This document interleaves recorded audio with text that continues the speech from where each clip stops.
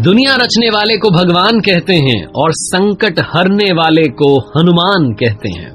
भगवान श्री राम के सबसे बड़े भक्त हनुमान जी के चरणों में सादर प्रणाम। हनुमान जी प्रभु श्री राम के कितने बड़े भक्त थे इस बात से आपको पता चलेगा। लंका विजय के बाद जब भगवान श्री राम वापस अयोध्या लौट रहे थे, हनुमान जी ने कहा कि मैं भी चलना चाहता हूं, अयोध्या में रहकर के आपकी सेवा करना चाहता हूं। तो प्रभु श्री राम, माता सीता, भ्राता लक्ष्मण के साथ हनुमान जी भी अयोध्या में आ गए। और एक दिन उन्होंने देखा कि माता सीता अपनी मांग में सिंदूर भर रही थी, तो उन्होंने पूछा कि ऐसा क्यों कर रही हैं? तो माता सीता ने कहा कि मैं ऐसा इसलिए करती हूं ताकि प्रभु की उम्र लंबी रहे, वो हमेशा प्रसन्न रहे। ये बात जैसे ही हनुमान जी ने सुनी, उन्होंने सारा सिंदूर अपने ऊपर डाल लिया, वो सिंदूरी हो गए और प्रभु श्री राम के पास पहुंचे। भगवान ने पूछा कि ये क्यों कर लिया, ये किसने बताया? तो हनुमान जी ने बताया कि माता सीता अपनी मांग में सिंदूर भरती हैं आपकी लंबी उम्र के लिए, आपको प्रसन्न रखने के लिए। मैं तो चाहता हूं आप हमेशा प्रसन्न रहें, आपकी उम्र बहुत लंबी रहे और मैं हमेशा आपका सेवक बना रहूं, इसलिए पूरे शरीर पर सिंदूर लगा लिया। इस बात पर प्रभु श्री राम को हंसी तो आई, लेकिन अपने भक्त की भक्ति देख करके अपने दिल में उन्हें और जगह दे दी। तो आइए बात करते हैं भगवान श्री राम के सबसे बड़े भक्त हनुमान जी महाराज से। वो 5 बड़ी बातें कौन सी हैं जो आप और हम सीख सकते हैं। मेरा नाम है आरजे कार्तिक, आप देख रहे हैं लर्निंग सीरीज सीखोगे नहीं तो जीतोगे कैसे। सीखने वाली सबसे पहली और सबसे बड़ी बात है, बल और बुद्धि में संतुलन बनाए रखना बहुत जरूरी है, बैलेंस बनाए रखना बहुत जरूरी है। बचपन में मिले श्राप की वजह से हनुमान जी को अपनी शक्तियां याद नहीं थी। जामवंत जी ने उन्हें याद दिलाया कि आप ये समुद्र पार करके जा सकते हो और माता सीता का समाचार लेकर आ सकते हो। जैसे ही शक्तियां याद आईं तो समुद्र के ऊपर उड़ने लगे। जब उड़ रहे थे और लंका जा रहे थे तो अचानक बीच समुद्र में उन्हें सुरसा नाम की राक्षसी मिली, जिसका शरीर पहाड़ जितना विशाल था। और उसने हनुमान जी का रास्ता रोक लिया, कहा कि मुझे तो देवताओं ने अब भोजन दे दिया, अब तो मैं भोजन करूंगी, तुम्हें यहां से जाने नहीं दूंगी। हनुमान जी ने बताया कि वो क्यों जा रहे हैं, वो माता सीता का समाचार लेने जा रहे हैं, वापस आएंगे। और कहा सुरसा से कि मैं वापस आकर के आपके पास आऊंगा, आप मुझे अपना भोजन बना लेना, मुझे खा लेना, कोई दिक्कत नहीं, लेकिन पहले मुझे जाने दो। सुरसा ने कहा कि नहीं, मुझे भगवान ब्रह्मा ने वरदान दिया है कि जो यहां से जाएगा, अगर उसे पार करना है समुद्र, तो मेरे मुंह में जाना होगा और बाहर निकलना होगा, तब जाकर के वो जा सकता है, वरना ऐसा हो नहीं सकता। हनुमान जी ने कहा ठीक है, आपको वरदान ही मिल गया तो मैं कैसे इस वरदान को जाने दे सकता हूं, आप मुझे खा लीजिए। सुरसा ने अपना मुंह खोला, कहते हैं कि 1 योजन का मुंह खोला तो हनुमान जी 2 योजन के हो गए। उसने 2 योजन का मुंह खोला तो हनुमान जी 4 योजन के हो गए। उसने 4 योजन का मुंह खोला तो हनुमान जी 8 योजन के हो गए। 16 का मुंह खोला तो 32 के हो गए। जब सुरसा ने 100 योजन का मुंह खोला तो हनुमान जी तीव्र गति से एकदम छोटे हो गए, सुरसा के मुंह में गए और वापस आ गए। जैसे हनुमान जी ने किया, सुरसा उनकी बुद्धि से बड़ी प्रभावित हुई, प्रसन्न हुई और अपने असली रूप में आ गई। उसने बताया कि वो सर्पों की माता है और देवताओं ने उसे यहां पर भेजा था हनुमान जी की परीक्षा लेने के लिए, कि देखा जा सके कि जो माता सीता का समाचार लेने जा रहा है उसमें कितना धीरज है, कितनी बुद्धि है, कितना बल है। और सुरसा ने कहा कि आप इस परीक्षा में उत्तीर्ण हो गए हैं, आप जाइए और माता सीता का समाचार लेकर के आइए, प्रभु श्री राम को समाचार सुनाइए। ये पहली बात बहुत इंपॉर्टेंट है लाइफ में। बल और बुद्धि में बैलेंस बना करके रखना बड़ा जरूरी है। मालूम होना चाहिए कि कहां बड़ा बनना है और कहां छोटा बनना है, छोटे रह करके काम निकाल लेना है। जब हनुमान जी लंका पहुंचे तो असुरों की भीड़ में, राक्षसों की भीड़ में भगवान के भक्त को उन्होंने खोज लिया। दूसरी बड़ी बात जो उनसे सीखी जा सकती है वो है मैनेजमेंट। लंका विजय को आसान बनाने का काम किया था प्रभु श्री राम के सबसे बड़े भक्त हनुमान जी ने। असुरों की भीड़ में, लंका में राक्षसों की भीड़ में उन्होंने भगवान के भक्त को खोज लिया।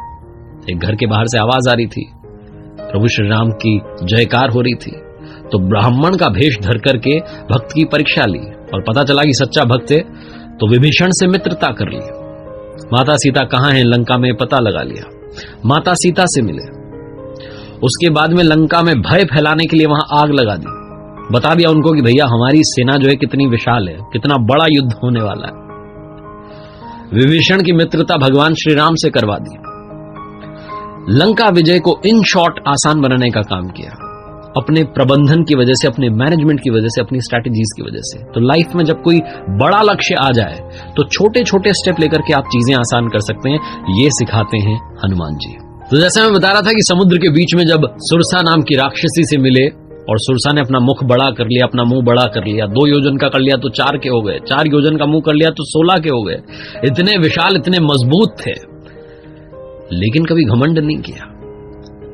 मां सीता का समाचार लेकर के जब वापस लौट आए, प्रभु श्री राम को समाचार सुनाया, तो जामवंत जी गुणगान करने लगे हनुमान जी के कि वाह हनुमान, कमाल कर दिया, लंका में आग लगाकर आ गए, दुश्मन की सेना में भय फैला दिया।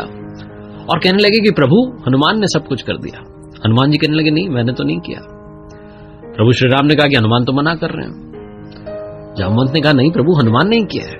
हनुमान जी ने फिर कहा कि मैंने नहीं किया है। जामवंत जी ने कहा नहीं, हनुमान ने ही किया है, हनुमान ने इतना सब कमाल किया है। फिर हनुमान जी ने कहा कि अरे मैंने नहीं किया है। तो भगवान ने कहा क्या मैंने किया है?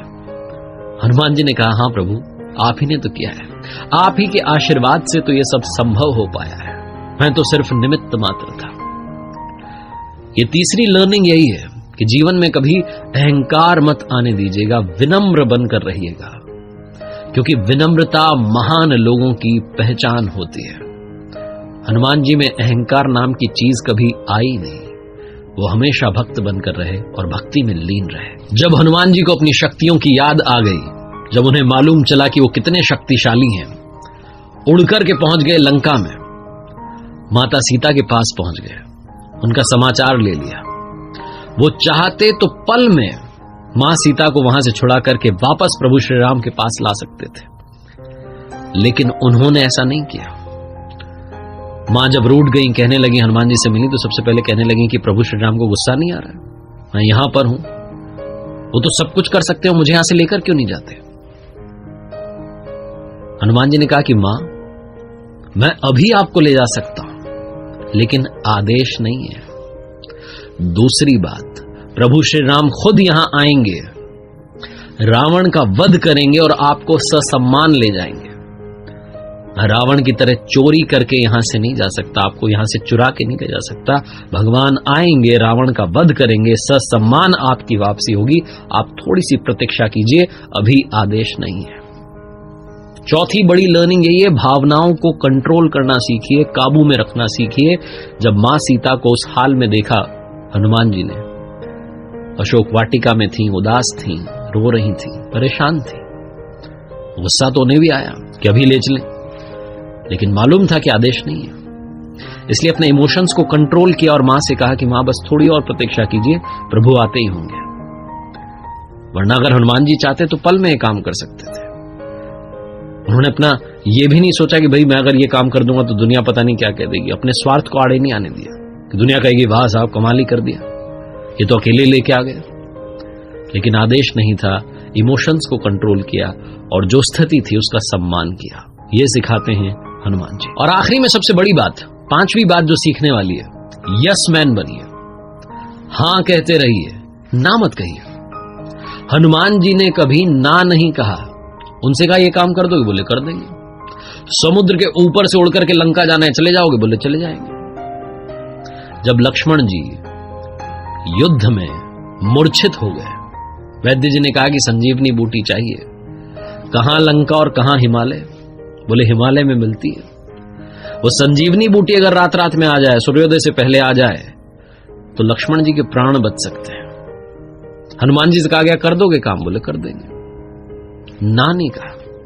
कोई दूसरा होता तो कहता लाओ बताओ कैसी होती संजीवनी बूटी, मुझे बताओ, मुझे तो पता नहीं, थोड़ा बताओ तो सही। कुछ नहीं पूछा, बोले हिमालय पे मिलती है ना।